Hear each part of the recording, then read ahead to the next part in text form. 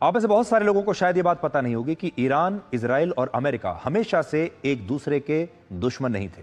अब आपको इतिहास के फ्लैशबैक में लेकर जाते हैं।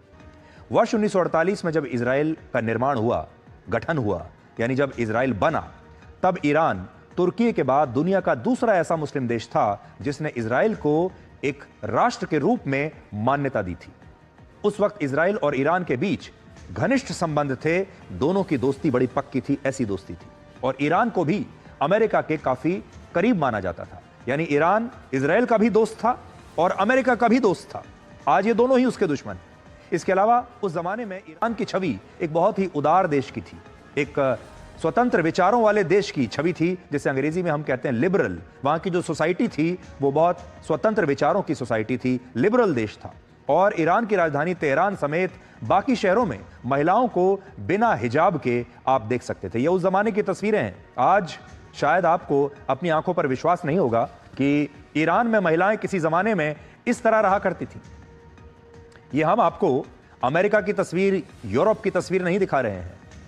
ये तस्वीरें हैं ईरान की। उस जमाने में ईरान में महिलाएं इस प्रकार की जो ड्रेस है वो पहन सकती थी। उनके लिए यह जरूरी नहीं था कि वो हर समय हिजाब में रहें। लेकिन आज ईरान में सार्वजनिक स्थानों पर महिलाओं के लिए हिजाब पहनना अनिवार्य है। आज का ईरान ऐसा दिखता है और वहां धार्मिक कट्टरपंथ और रूढ़िवाद बहुत सामान्य सी बात हो चुकी है। तो पुराना ईरान अभी हमने आपको दिखाया थोड़ी देर पहले, और ये आज का ईरान है। ऐसा इसलिए क्योंकि ईरान के भी दो रूप हैं। एक है वर्ष 1979 से पहले का ईरान और दूसरा है 1979 के बाद का ईरान। और ये दो तस्वीरें आप देख लीजिए। 1979 से पहले ईरान कैसा था और 79 के बाद ईरान कैसा हो गया। वर्ष 1979 से पहले के ईरान में इजराइल और अमेरिका से उसके बहुत ही घनिष्ठ संबंध थे, लेकिन 79 के बाद के ईरान में इन्हीं देशों से ईरान को नफरत हो गई। यह वही वर्ष है जब ईरान में इस्लामिक क्रांति आई थी। इस क्रांति से पहले ईरान में राजशाही का शासन हुआ करता था और ईरान के राजा, जिन्हें शाह भी कहा जाता है, उनके अमेरिका और इजराइल से काफी अच्छे संबंध थे। इस शासन व्यवस्था से पहले ईरान के लोगों को कोई शिकायत नहीं थी, लेकिन बाद में ईरान के धार्मिक कट्टरपंथियों का गुस्सा उनके खिलाफ बढ़ने लगा। उन्होंने यह धारणा बनाई कि ईरान के शाह तेल भंडारों से अपनी जेब भर रहे हैं, इस्लामिक रीति रिवाजों को हाशिए पर धकेल रहे हैं, धर्म के खिलाफ काम कर रहे हैं और वो अमेरिका के प्रभाव में ईरान की संस्कृति को भुला रहे हैं। इन्हीं तमाम कारणों से ईरान में एक इस्लामिक क्रांति हुई और रुहुल्लाह खामेनेई ईरान के सुप्रीम लीडर बन गए। इस घटनाक्रम में अमेरिका की एंट्री तब हुई जब ईरान के शाह मोहम्मद रजा पहलवी तख्ता पलट के बाद अपनी जान बचाने के लिए पहले इजिप्ट और फिर अमेरिका चले गए। अगर नहीं जाते तो उनकी जान नहीं बचती। और यह वही क्षण था जब ईरान के लोगों में अमेरिका विरोधी भावनाएं बढ़ी और उन्हें लगा कि जिस राजा को ईरान की जनता सजा देना चाहती थी, उस राजा को अमेरिका ने बचा लिया, इसलिए अमेरिका हमारा दुश्मन है।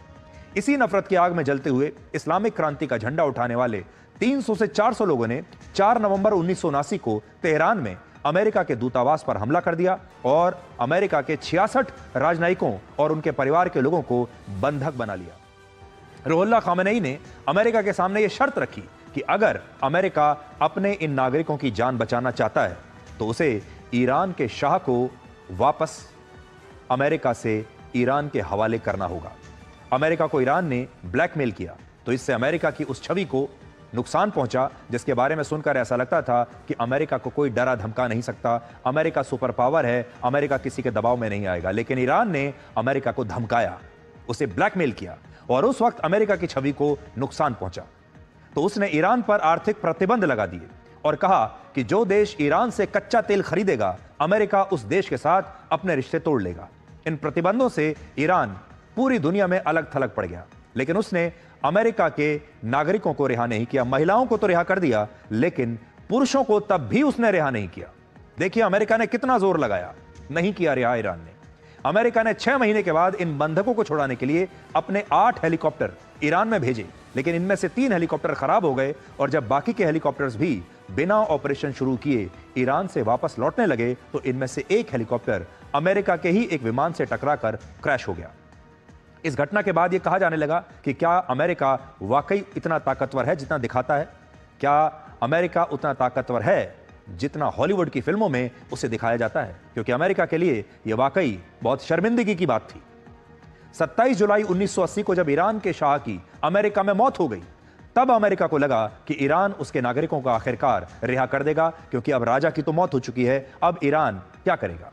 लेकिन तब भी ईरान ने इन नागरिकों को रिहा नहीं किया और बाद में ऐसा कहा जाता है कि अमेरिका ने ईरान के पड़ोसी देश इराक से मदद मांगी और इराक के सर्वोच्च नेता उस जमाने में सद्दाम हुसैन ने ईरान के खिलाफ युद्ध छेड़ दिया।